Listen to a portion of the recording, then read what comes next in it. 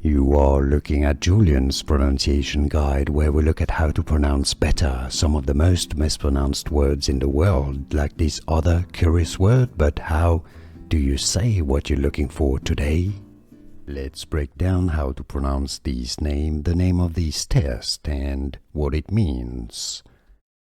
It is a projective psychological test based on subjects' perceptions of ink blots, named after a Swiss psychologist named Hermann Rorschach. Okay, so that's how you say it in German, Rorschach. But in English, this is not at all how you say it. A bit too complicated, right? Rorschach is how you say it.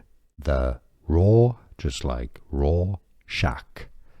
Rorschach test. The Rorschach test. Now you know. Here are more videos on how to pronounce more confusing words and names too many mispronounced. Like this video if you found it useful. I appreciate your support. I'll see you soon and thanks for watching.